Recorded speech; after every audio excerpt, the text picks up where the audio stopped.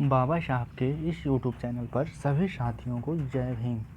हम लोग आज के प्रैक्टिस सेट में सामान्य अध्ययन के महत्वपूर्ण प्रश्नों को देखेंगे जो भविष्य में होने वाली परीक्षाओं में पूछे जाने की प्रबल संभावना रखते हैं।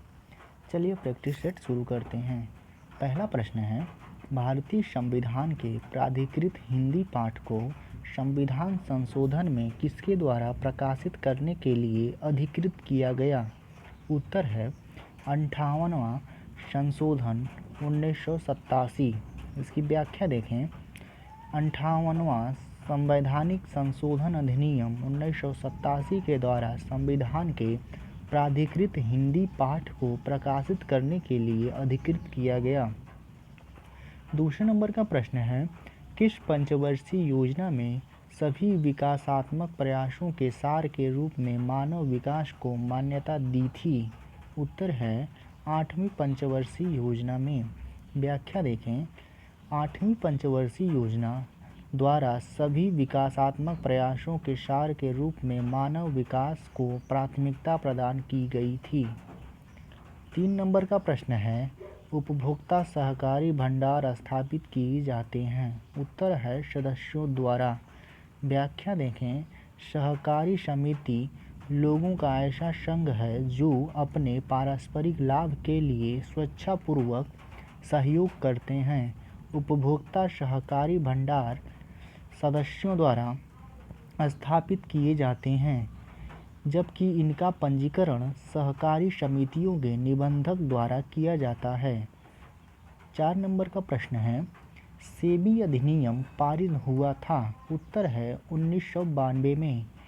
व्याख्या देखें। सेबी भारत में प्रतिभूति और वित्त का नियामक बोर्ड है।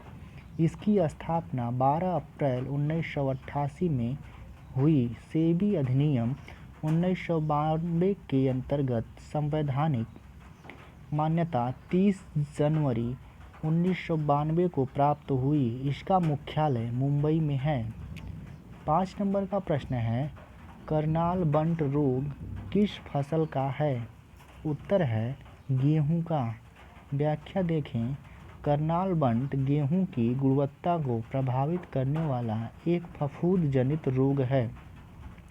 इसे गेहूं का कुष्ठ रोग भी कहा जाता है। करनाल बंट बीज या मिट्टी में पैदा होने वाले कवक के कारण होता है। 6 नंबर का प्रश्न है, सांप के जहरीले दंत होते हैं जो रूपांतरित होते हैं? उत्तर है जंभिका दंत के।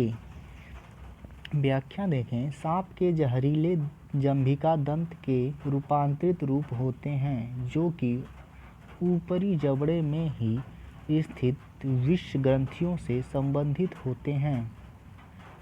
7 नंबर का प्रश्न है, पारिस्थितिकी पदछाप के माप की इकाई है? उत्तर है भूमंडलीय हेक्टेयर। व्याख्या देखें। एक मनुष्य के जीवन को पूर्ण रूप से धारण करने के लिए आवश्यक न्यूनतम भूमि को पारिस्थितिकी पदछाप कहते हैं। यह पदछाप पृथ्वी के पारिस्थितिकी तंत्र पर मानवीय मांग का एक मापक है जिसकी भूमंडलीय इकाई हेक्टेयर है। किस वर्ष भारतेंदु नाटक अकादमी की स्थापना हुई? उत्तर है 1975 में। व्याख्या देखें। उत्तर प्रदेश के सांस्कृतिक विभाग द्वारा 1975 में भारतेंदु नाट्य केंद्र की स्थापना की गई थी, जिसका 1981 में नाम परिवर्तित कर भारतेंदु नाट्य अकादमी कर दिया गया।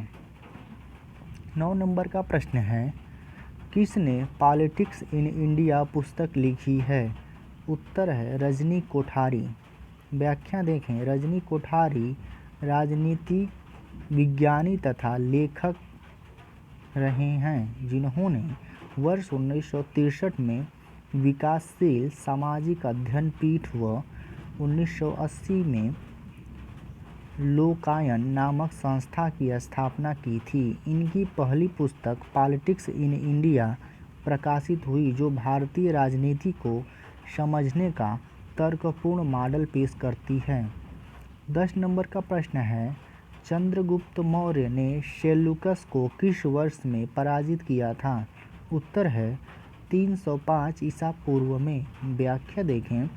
305 ईसा पूर्व में चंद्रगुप्त ने सेल्यूकस निकेटर को पराजित किया था। इस युद्ध का वर्णन एपियास नामक यूनानी विद्वान ने अपनी ग्रंथ में किया है। 11 नंबर का प्रश्न है, किस सुल्तान ने गढ़मुक्तेश्वर की मस्जिद की दीवारों पर अपने शिलालेख में स्वयं को खलीफा का सहायक कहा है? उत्तर है बलबन ने। व्याख्या देखें। बलबन ने गढ़मुक्तेश्वर की मस्जिद की दीवारों पर अपने शिलालेख में स्वयं को खलीफा का सहायक उल्लिखित करवाया है। 12 नंबर का प्रश्न है, कौन भारतीय संविधान के पांडुलेखन समिति के अध्यक्ष थे? उत्तर है BR अम्बेडकर जी। व्याख्या देखें। भारतीय संविधान की पांडुलेखन समिति पांडुलेखन से संबंधित है प्रारूप से के अध्यक्ष BR अम्बेडकर जी थे। 13 नंबर का प्रश्न है, कौन भारतीय राष्ट्रीय कांग्रेस की प्रथम महिला अध्यक्ष थी? उत्तर है श्रीमती एनी बेसेंट। व्याख्या देखें। श्रीमती एनी बेसेंट 1917 कोलकाता में भारतीय राष्ट्रीय कांग्रेस की प्रथम महिला अध्यक्ष बनी। श्रीमती सरोजनी नायडू 1925 में कांग्रेस के कानपुर अधिवेशन में कांग्रेस की प्रथम भारतीय महिला अध्यक्ष बनी। 14 नंबर का प्रश्न है, कौन भारत का एकमात्र यहूदी वायसराय था? उत्तर है लॉर्ड रीडिंग। व्याख्या देखें। लॉर्ड रीडिंग 2 अप्रैल 1921 से 3 अप्रैल 1926 तक भारत के वायसराय के पद पर रहा। रीडिंग भारत का एकमात्र यहूदी वायसराय था। 15 नंबर का प्रश्न है, किसने सर्वप्रथम भारत में एक पृथक मुस्लिम राज्य का प्रस्ताव रखा था? उत्तर है मोहम्मद इकबाल ने। व्याख्या देखें। कवि और राजनीति चिंतक मोहम्मद इकबाल को मुसलमानों के लिए पृथक राष्ट्र के विचार का प्रवर्तक माना जाता है। इकबाल ने 1930 के अखिल भारतीय मुस्लिम लीग के इलाहाबाद अधिवेशन में पृथक मुस्लिम राष्ट्र का प्रस्ताव रखा था। 16 नंबर का प्रश्न है, पुस्तक इंडिया विंस फ्रीडम के लेखक कौन हैं? उत्तर है अब्दुल कलाम आज़ाद जी। व्याख्या देखें। पुस्तक इंडिया विंस फ्रीडम के लेखक अब्दुल कलाम आज़ाद जी हैं। मौलाना अब्दुल कलाम आज़ाद जी स्वतंत्र भारत के प्रथम शिक्षा मंत्री बनाए गए थे। 17 नंबर का प्रश्न है, भारत की सबसे लंबी प्रायद्वीपीय नदी कौन है? उत्तर है गोदावरी। व्याख्या देखें। गोदावरी भारत की सबसे लंबी प्रायद्वीपीय नदी है। यह 1465 किलोमीटर लंबी है। इसका 49% भाग महाराष्ट्र में, 23% भाग आंध्र प्रदेश में तथा 30% मध्य प्रदेश में पड़ता है। इसकी विशाल आकार तथा विस्तार के कारण इसे वृद्ध गंगा या दक्षिण गंगा भी कहते हैं। पश्चिमी घाट की नासिक पहाड़ियों में इसका उद्गम स्थान है। इसकी प्रमुख सहायक नदियां हैं प्राणहिता, पैनगंगा, वर्धा, वैनगंगा, इंद्रावती, मंजीरा आदि।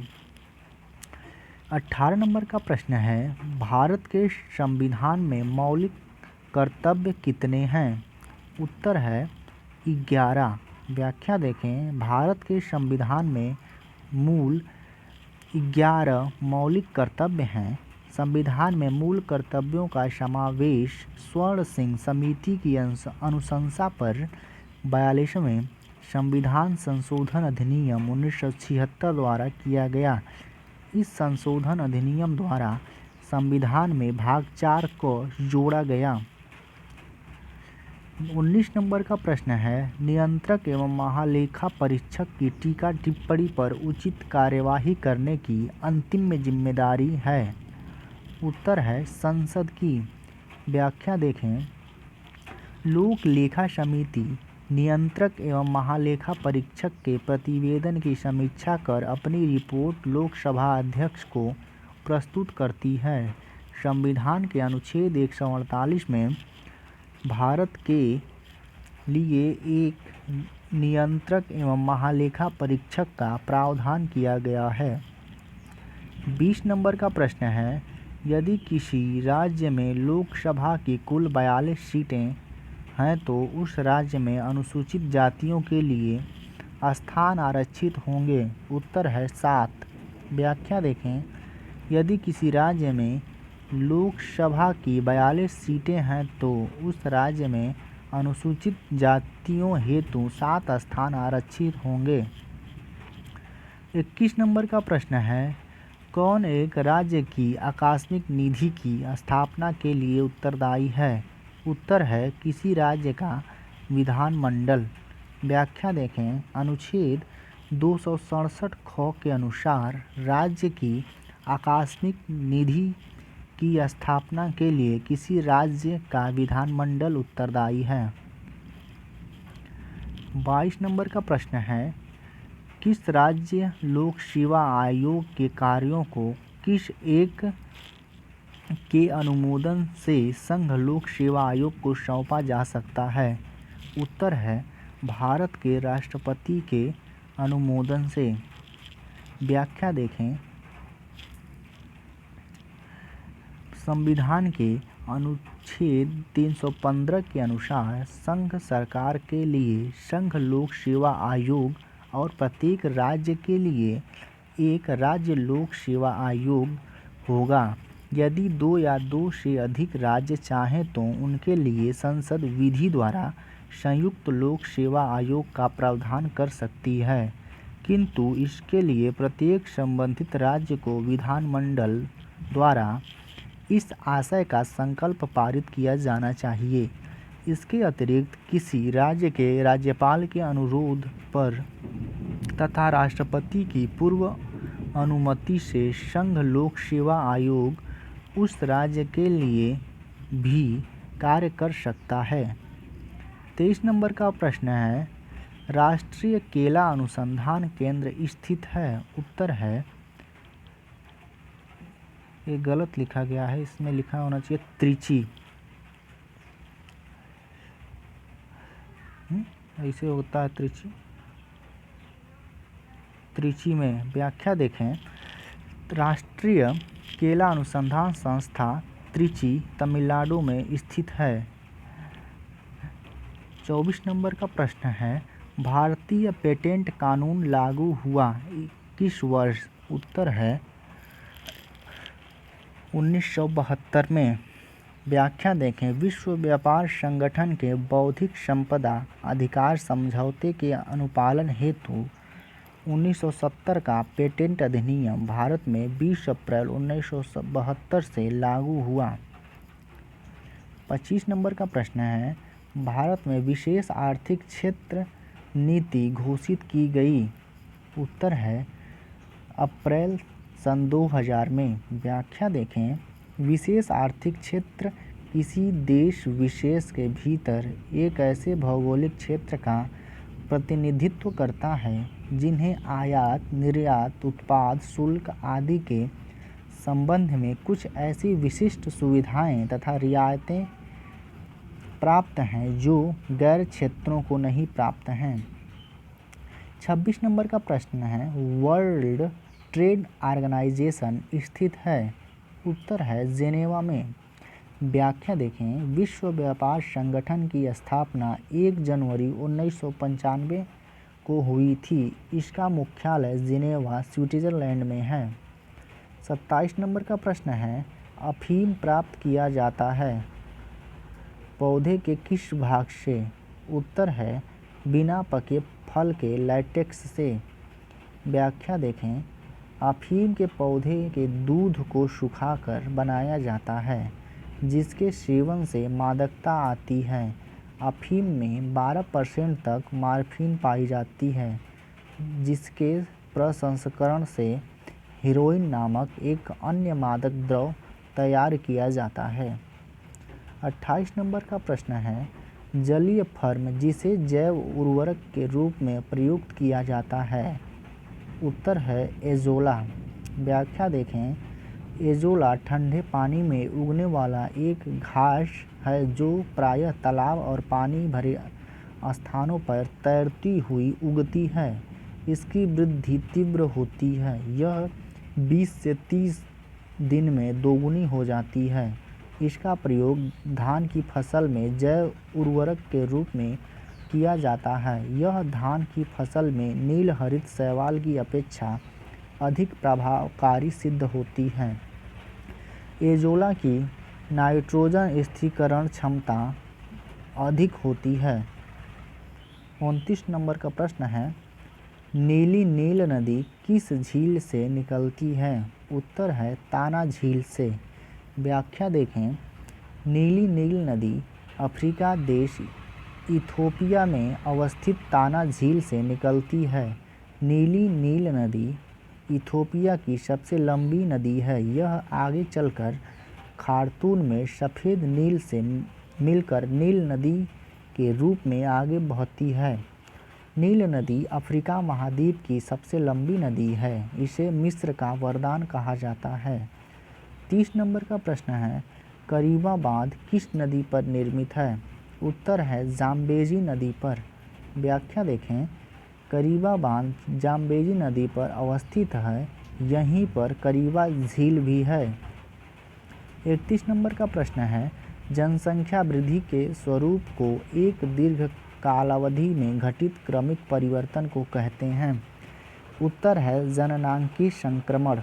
31 नंबर का प्रश्न है, इसकी व्याख्या है, जनसंख्या वृद्धि के स्वरूप एक दीर्घ कालावधि में घटित क्रमिक परिवर्तन को जननांकीय संक्रमण कहा जाता है।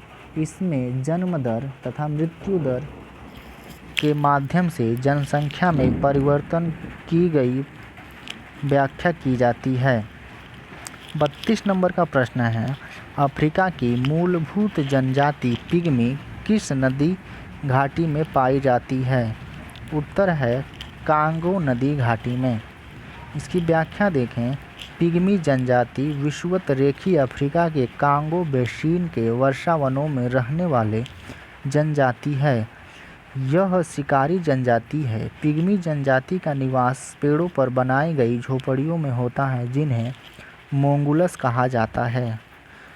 चलिए आज के लिए इतना ही। सभी साथियों को जय भीम।